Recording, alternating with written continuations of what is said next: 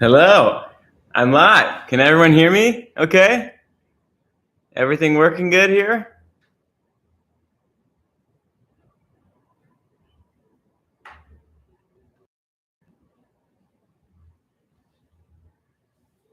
Hello, everyone. Let me just make sure it's all working. All right, good. Yeah, first off, hi, everyone from out of the country, Canary Islands. I see a bunch of different people, France, Barcelona, worldwide, the fan base. Thanks, everyone, for joining the live. Yeah, so we're just going off basic Q&A here. It doesn't have to be off the latest episode. It doesn't have to be anything specific. It could be training. It could be big waves, small waves, barrel riding. I just thought I'd give you guys a chance to ask some questions live. Things kind of slip through the cracks during when we post episodes and in the comments and so forth. But first and foremost, thanks for joining the live and thank you for supporting the channel. Yeah, greetings, New York, New Zealand, Virginia, right on. Cape Town. Oh, yeah, Africa. I got to get back there this year. Yes, I would love to come to New Zealand eventually. It's actually a goal. This year I wanted to do some more trips, different trips actually, to just more cold water places, Ireland, Chile, things like that, a little less explored, and obviously chasing those heavy swells over there. Hi, Hector. I can't say hi, Hector. Yeah, everyone's joining. Thanks, everyone. All right, questions. Yes, sailing. We do want to go sailing again. And our trip was the next one, we want it to be a little bit different, a little more surf oriented. So we want to chase down some different islands that have more wave potential, possibly Fiji or like the different Tahitian islands, something like that would be rad.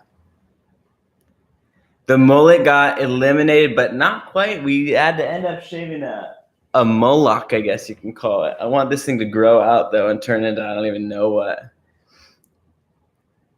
So there's a ton of questions coming in.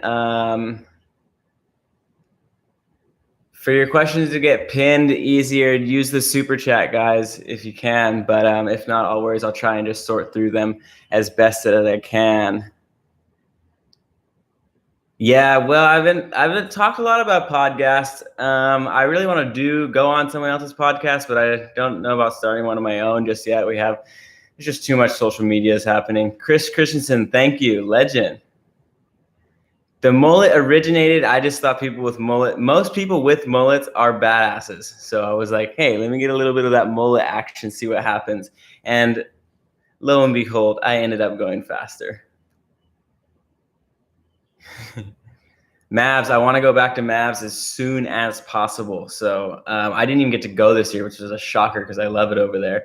But there was Jaws swells, and usually those Jaws swells go to Mavs. And we looked at a couple, but just chasing it directly from Jaws, you have to leave that night to get over there and surf the next day is hectic, and your body's just wrecked. So it was harder to chase those swells, and the wind just wasn't quite right. America's Cup sailing is so sick. John actually got to go and sail with those guys one time, which was super rad. He said being on the boat was actually super scary because they're going so fast that crashes borderline deadly. And they were just practicing. They just took him for a cruise, and he said he was fearing at how fast they were going. Yes, I drink yerba mate. Have you ever surfed in New Jersey? Yes, I have. So my mom is from New Jersey. She moved to Hawaii when she was like 18 and met my dad working on the cruise ships over here. So all my family is from the East Coast. So went over there. I surfed. It wasn't that good, but I want to chase a sick hurricane swell. What to do with your arms when you turn? That's a good question for me because I've always had these funny my arms are like little tentacles that go out in front of me, and I never liked the way it looked on video. But the best thing to do is study the style you like and go out. And it's hard when you take off onto wave to think of anything besides just going on the wave, and your body's going to do what it's going to do, right? So it's hard to go against your natural instincts of your posture on the wave. Best thing to do is slow down, take off, and then just before you do anything, just think about, I want to keep my arms low and neutral, and I want them to look however that surfer I liked looked. Like, for instance, John has a really low front arm and a really casual back arm. His arms are like always hanging low, but it makes for this really casual, sick style. And anything he does, doesn't matter what he's doing, he has these low casual arms, which makes it look like anything he's doing is super easy. And Ivan, you can see Ivan's style, again, that real low, relaxed front hand. I can do it when I'm really relaxed, but usually I have the little raptor claws up and going. Jaws or Mavs, they're just different Mavs. You got cold water, you have dark water. So when you're getting worked, it's black behind your eyelids. A lot of times you don't realize that how much the clarity of water can help you underwater. You know where the brightness is up, if you're facing up or down, the darkness. But at Mavs, everything's dark underwater because the water color is dark over there. So it creates a really, really spooky feeling, and panic might edge up a little quicker when you don't have any of the light behind your eyelids. Vibe in the water at Chopes compared to pipe. Chopes, okay, imagine a way, like Chopes is different because the swell comes from deep water, right? And it hits a shallow shelf. So you have the full force of an open ocean swell coming at you. So in my opinion, it's way more intimidating than pipe is as far as the wave itself coming at you. You're like, oh my God, this thing looks 20 feet and it's only going to turn into a 10-footer. So you're like, it's the intimidation factor of the wave itself. I would say Chopes has the upper hand. Pipe, you have the crowd, you have a giant playing field, right? Chopes is breaking in one spot the whole time. Pipe has backdoor and off the wall and the wide bowl and the deep bowl and all these different factors. The crowd, then you have second reef sets coming in. So you have a lot more to deal with in the lineup, and that's what makes pipe so challenging. So they're both intimidating for different things. Do you like Kai's mud flap? Yeah. Kai has now upgraded the mullet, probably the best mullet in surfing. Mikey Wright was leading the charge in that forever and is original with his mullet, but the fresh mullet Kai cut with those shades, it's going to be hard to beat that. I back it.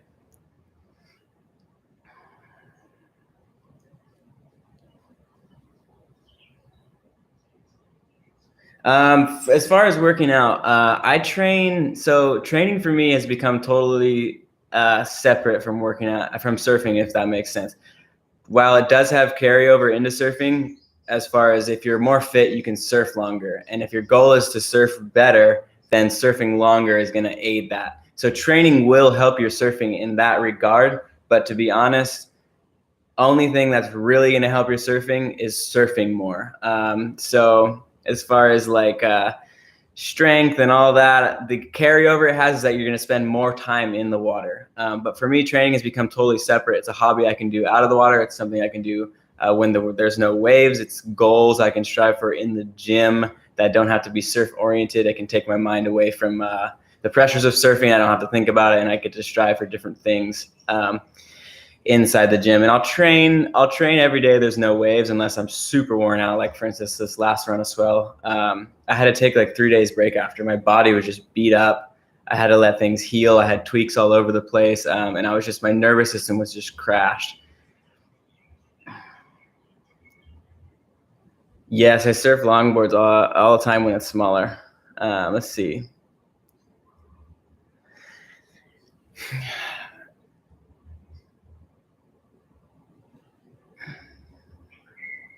The questions are moving so fast. You guys got to get them pinned.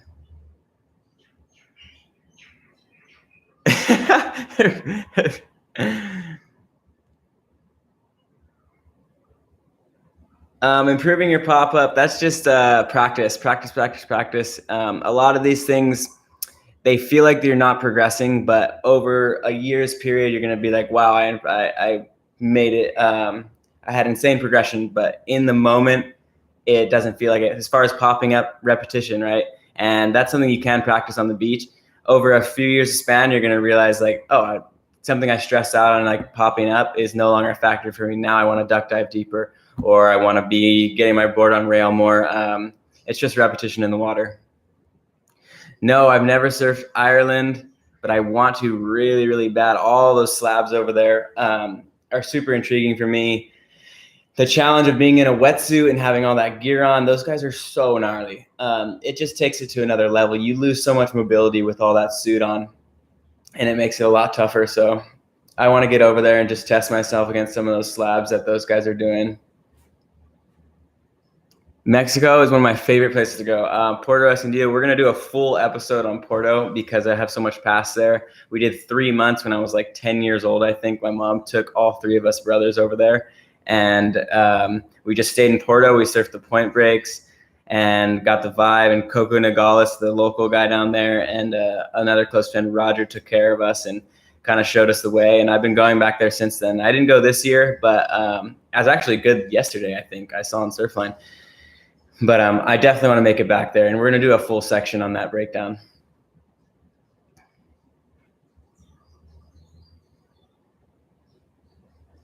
I think there's a huge transfer for skating into surfing. I mean, I see it with John used to skate a ton, and I swear in aerial surfing is where it transfers most. A lot of the best air guys can actually pick up skating really quick or have skated most of their lives. I think there's a huge transfer. I'm bummed I gave up skating as early as I did. I just got tired of falling on concrete. I have enough risk in the swells we're chasing in the water that I was like, I don't need to add to it by thumping on concrete. But I mean, guys like Ivan do it all the time. He has a different pain tolerance. Skaters have a different pain tolerance, and they can just deal with it. Bella is John's boat, and that is also the name of the series of that trip we did. And hopefully we'll be doing another one this summer. I don't do, and that's a question I get a lot. I don't do any breath hold training. So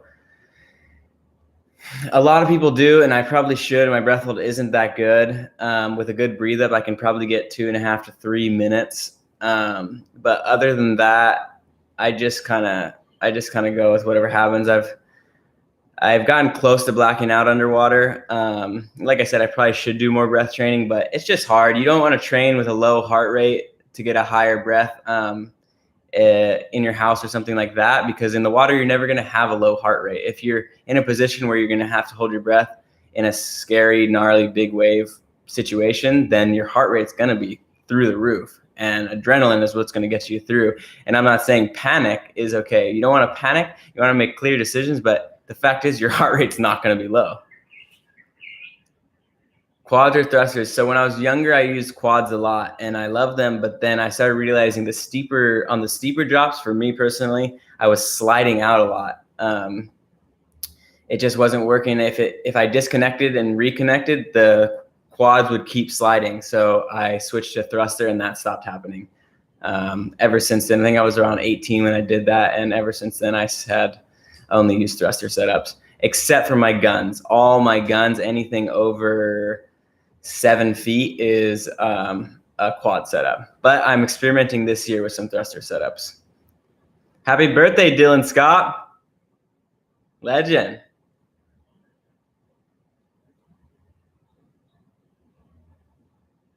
Yeah, I will do a video of the foil setup. We did an 18-mile downwinder the other day, which was insane. No stops. Took off on a wave at Turtle Bay and rode 18 miles without dropping to the point at Cano Point. And John wore a camelback and I didn't, and I'll never go that long doing something that physically taxing without water again. It was a nightmare. Dylan's all stoked. Right on, man.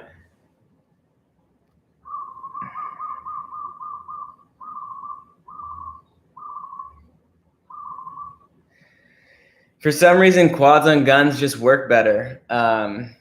It's a bigger board. You have a lot more rail in the water, so maybe that's why the fins are really small too. And a lot of guys are riding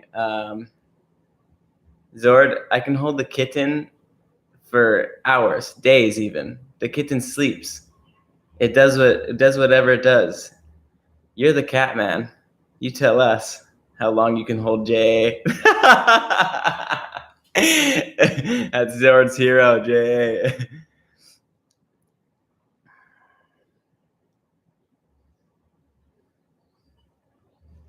What does it feel like being hit by big waves? It depends where you are. Somewhere like Chopes is a lot more violent. You're going to have a lot more turbulence in the water. You're going to be getting yanked, different body parts yanked different directions a lot more violently, versus somewhere like Jaws, where you're going to have it's just a lot bigger playing field underwater. So you're going to be throwing 20 feet one direction, then 20 feet the other, then hit a big boil of water and impact and so forth. So bigger playing field, things like that have a ton of factor.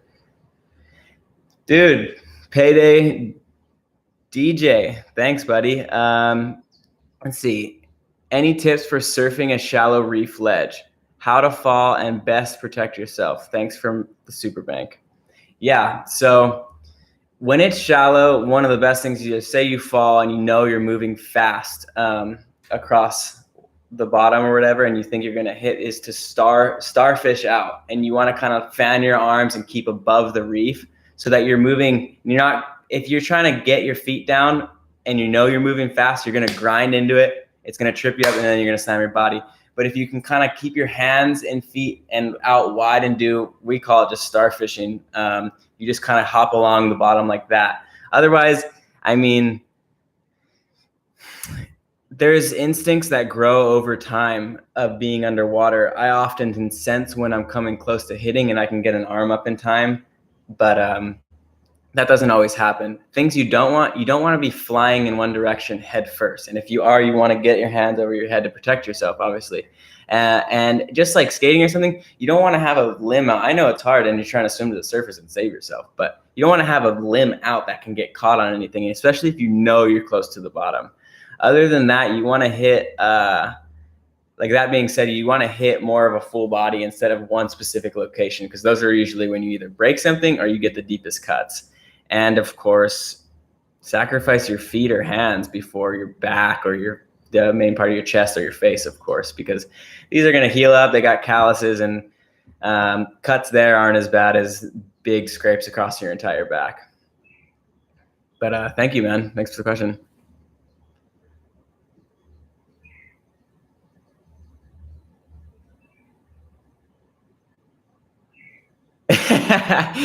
John or Ivan, no, there's no beef at the house after, but it's funny because you know that your brother's not going to burn you. So you have a certain amount of times out in the water where you can say you just got a wave and you're deeper than them in a better position. Technically, you can push it and just go, I've done it to John, I've done it to Ivan, and John's done it to me and Ivan. Ivan's done it to me and John more than anyone. The dude takes advantage of him knowing he's not going to burn us, and goes on way more ways than he should. Supreme Wizard. Sick name. Will you be doing more workout videos? They're great inspo. Yes, of course. We've just been so busy, all these swells. We'll be putting up more training specific videos. I'm thinking of going into more videos like, say, this whole quarantine thing and training specific to keep paddle strength up out of the water. Things that you can work on strength oriented, and then endurance kind of stuff. And those are stuff I like to work on, and that keep my body fit enough between swells. And obviously paddling is one of a kind. It's going to be really hard to keep paddle strength without being able to get in the water, which I know, but there is exercises that work extremely well. None of them are going to work as well as paddling itself, like I said, but I'll definitely do more videos on that. TFEE 12. Thanks, Legend. Yeah, what's the visibility like during a hold down? So, and a lot of people have varying ideologies on this. I open my eyes when I bail on a big one and I'm not in white water, I'm in clear water. So good visibility, it's clear, there's no bubbles in front of you. You can see where other people's boards are. You can see where those plumes are coming down and avoid them. And other than that, you're not opening your eyes in the foam. There's no use. You can't see more than an inch in front of your face, and there's just going to be bubbles. It's just going to disorient you. You can tell by the light behind your eyelids whether you're getting close to the surface or not, and also the feel of the pressure. Hope that helps. Do I have fun trolling co-stream? Yes, I do. I love trolling co-stream. And you guys, thanks if any of you sent that little photo of that little creature. That's Ko's favorite animal, and he loved all the DMs he got. I know he posted saying he said stop sending him that little critter photo. Don't do it. He gets like every day he texts me so stoked on how everyone sent him. He has over 100 DMs of that little alien photo. You guys want entertainment? Follow Ko and I's stories to each other. Yo, England. James Turner. Shout out from England. Thanks, buddy. Shout out from Hawaii. Do I do CrossFit for power strength or just because you like it? Probably more because I just enjoy it, and it has it's just something nice to have goals out of the water. You know, I said this before. You want goals that aren't. My whole life has evolved around surfing, and it's so surf oriented, and everything is surf. That to have goals out of it and in the gym and be striving for them and achieving them and then moving on like that, I find it helps mentally to just have something else on the side that you are accomplishing. It just helps a ton. But that being said, like I said earlier, being fitter helps you in the water because you're training more in the water, right? So say you don't train at all, you go surf, in an hour you're tired. Whereas if you're fit between those swells and you go surf, then you're going to have 2 hours of surf time with way better energy and way better endurance. And therefore you just got an extra hour of practice time in without being tired. Hope that makes sense.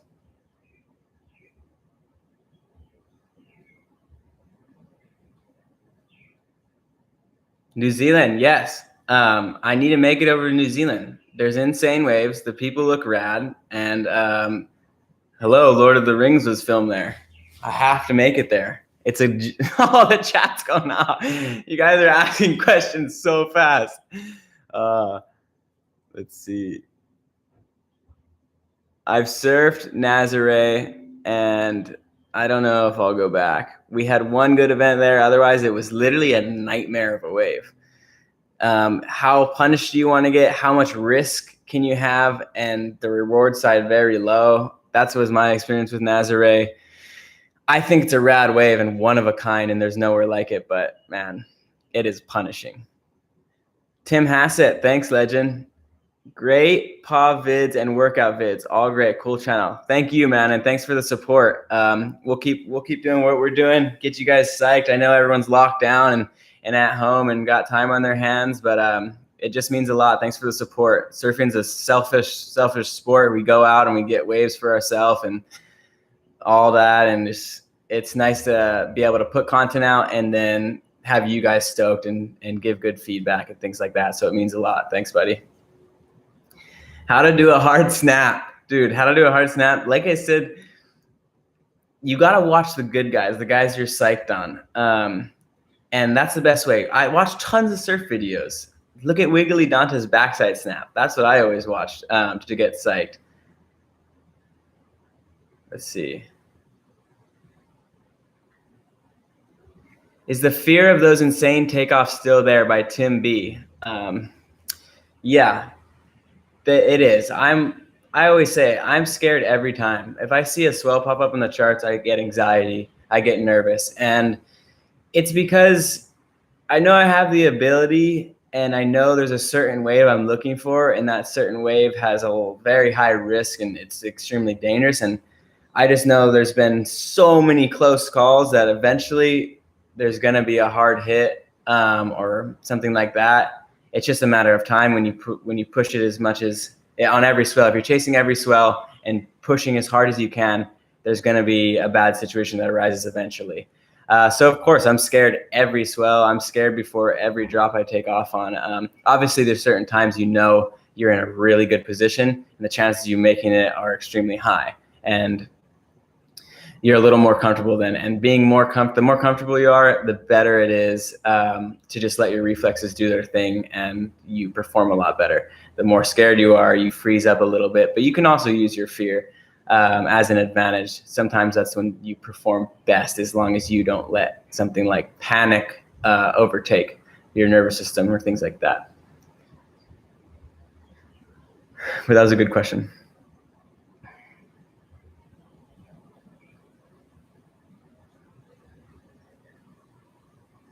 How do I cope with being one Haule Fricka?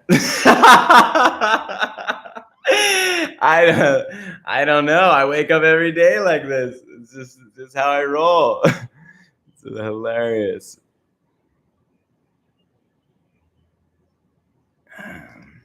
Yes. So have I ever hit a photographer in the water? Oh my gosh. I've hit photographers' fins while they dove under.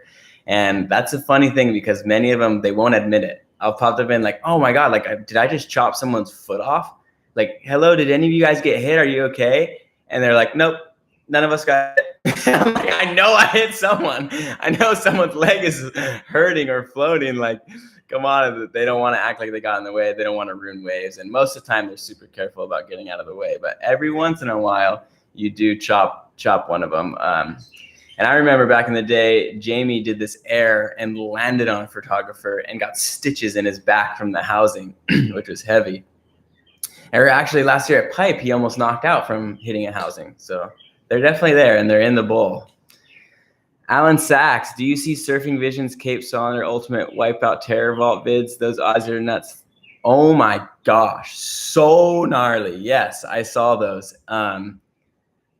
I've seen a lot in surfing, and to this day, watching that event, I thought I was going to see someone die on a live webcast. It was that gnarly. I mean, those guys, to have seen what was happening out there and been like, hey, I'm going to go out there and send it anyway. Talk about overcoming fear. Those are some of the most badass dudes on the planet. And shout out to Russell Bjork, who won that event and was the youngest guy in that event. He surfed both days. Him and Hippo took it all the way to the final. I mean, if I was there, had been invited to that event, I would have been worried to surf that day. That's for sure. Joshua King, hey buddy, how's it going? I got a lot of racism out of my home beach, wind and sea, even though I surf 4 times a week. How do I get over this? Love you, Brazil. I don't know if you mean like actual racism or just localism in the water, but paddling out and being respectful and obeying the normal rules in the water, wherever you are, that's just the best you can do, man. Some people are just going to be dicks no matter what, and there's nothing to do about that. And change location. Like, I would rather just, for me personally, I would just rather not deal with any kind of drama like that and have a good time and not have to be worrying about if that was going to happen or if I was going to run into a situation like that, or if something happened and have to think about it. I would just surf somewhere else, man. Supreme Wizard, what software and hardware do you use for your editing your videos? Does Zoard do all the editing? Yes, Zoard does most of the work on those editings. He sits up late at night and edits away, but I do have to come in and oversee some of his work here and there. I believe he uses Premiere, the video editing platform, for his kind of stuff. And we're lucky with what we get, the content we get. We're filming the ocean, and it's beautiful and blue, and a lot of times we're in Hawaii, so it looks really crisp and clear in those bright colors, you know. So that's definitely a help. Let's see. Oh, Omar, how do you decide if you're going left or right at Pipeline? Basically, you surf it as if you would like a beach break, right? You're at a beach break, there's rights and there's lefts coming through all over the place. And obviously at Pipe, the more west the swell, the more lefts there's gonna be, and there's a little more north, there's more rights. But upon going over a wave and seeing the set in front of you, you're gonna make the decision on whether to go right or left. And that's based off of just reading the wave. Is this gonna be a really short right with not much of a barrel on it and a really long left that has a double up? I'm going to go left because I want the bigger reward, right? I want the longer left, the more barrel time, the heavier part of that wave. And a lot of times it may throw you off because you'll see it looks like a guy's going last minute decision to turn the other way after he'd been paddling one direction. And that's usually a person. Pipe comes in these big teepees a lot of times. And if you're on one side of the teepee, then you usually want to backdoor it from the other side. But say you are on the right side of the teepee and you want to go right and you need to get deeper. So you're going to scratch to the left side. And then as you're taking off, you're going to hook and turn right and backdoor the bowl to be as deep as possible. So it may look confusing, like they're making decisions last minute, when in reality they were just repositioning and going that direction and planning on going that direction the whole time. Obviously, crowd factor comes into play here. You're splitting the peak with someone, or someone gets in the way and you have to change direction. But usually, because of the way pipe is and because you ride so few waves out there, you don't want to ever just go on a wave and waste it. You know, you want to make sure it's a good one, and there's going to be as much reward received out of it as possible. Hope that makes sense.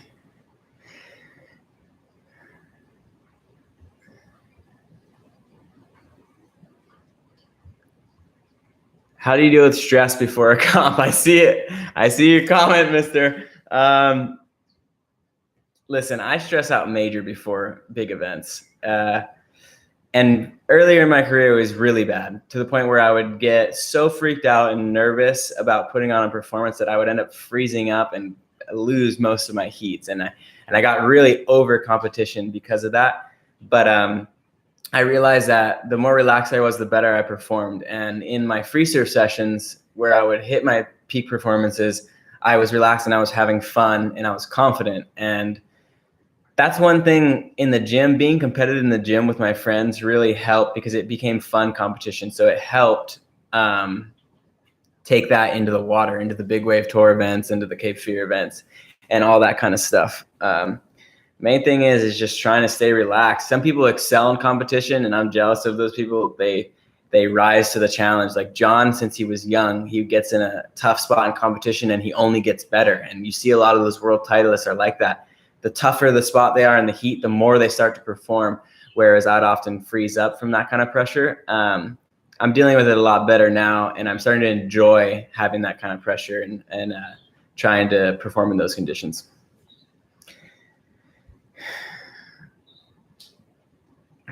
Do I still have a mullet? I have this little thing. It's like a weird little Mr. T haircut. I decided to change it up. I had the mullet for so long that I wanted to change it up and get a little more aerodynamic. And it has helped. I feel that nice breeze on the sides of my head, but my poor ears are just getting so damn sunburned. So risk and reward.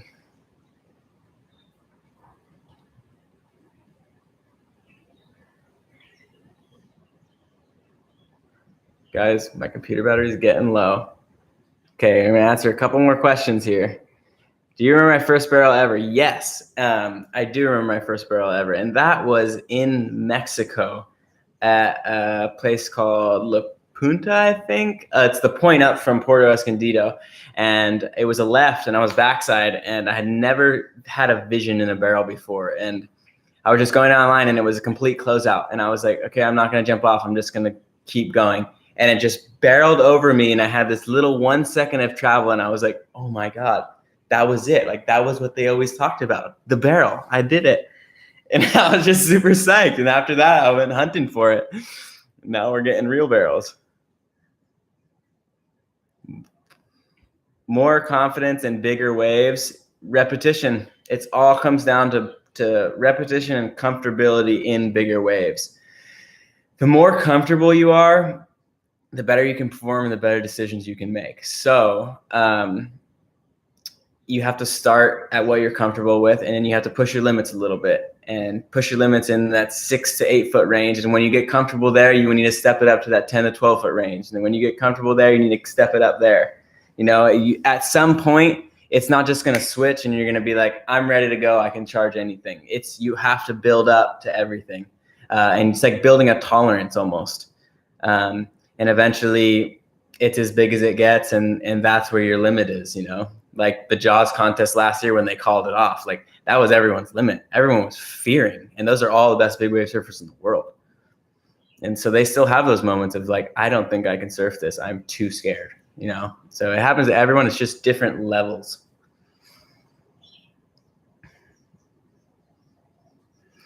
The hierarchy at pipe is a question we get all the time, and it's super complex. It's organized chaos, right? You have the older generation, Mike Ho and Derek Ho, who are ultimate priority. They've had more time than anyone. They've surfed that wave. They've pioneered that wave. They've done things at that wave for so much longer than anyone. And they just deserve that respect out there. They get any wave they want to go on. And then it goes down to Jamie and his generation, and it's almost generational, right? And it's generational, and it's time spent in the water, and it's skill level. Some guys have been serving there for a long time, but there's a specific wave they want on, and they're going to sit on the inside for it, or they're going to sit way out the back and wait for that roll in. So the crowd is staggered, and in that stagger is priority by length of years surfing it, skill level, and respect. And in those segments, there's priority running between those groups. So yes, sounds confusing, but I hope that makes sense. There's that outside crew, that inside crew, and that crew that sits right on the edge of first reef. And the priority runs through there. And in that priority is based off certain friend groups, and whoever's been out there longer has put in the most time and worked for it. And obviously is in the best position with the most skill to complete the wave. Oftentimes the best guys out there are in the best position to get the wave, and hey, I'm not in a good position, I'm not going to go, even if it's my turn.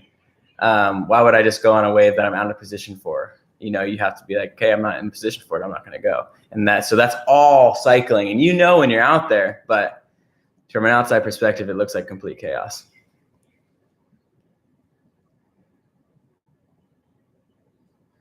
What is my opinions on bodyboarders? I think bodyboarders are some of the most badass athletes on the planet.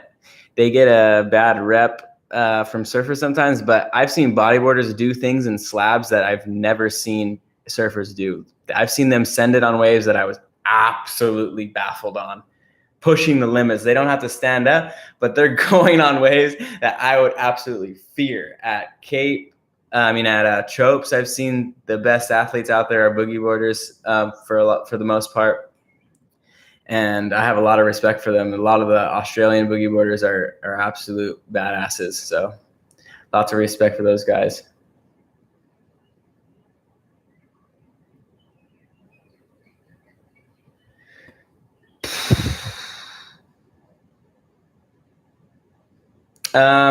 There's no more fights at pipe, really. There's little scuffles every time it's big. You'll see a little scuffle, you'll see an argument in the water, but for the most part, it's taken off the beach. There's just too much phones and cameras and people filming nowadays. Nobody wants to get in that kind of trouble. So it's not going to happen on the beach anymore. It's going to go back into the bike path or something like that. But thank you guys so much. I have to go. My computer's about to die. This was super fun. We're hoping on doing more of these live chats. I hope a lot of you had questions you wanted to ask answered. Their chat was so busy that a lot went unanswered. Got to use that super chat thing, unfortunately. But thank you so much. Thank you for subscribing and following the channel. We have a bunch of fun videos coming out shortly. We have more sailing videos coming out. We have more pipe videos, and we have a fun challenge that we did with Jamie O'Brien coming out soon. So thank you all. Worldwide. Thanks, Sam K. You're the legend. We salute you. Have a good day. I'll let you know next time I go live. Bye.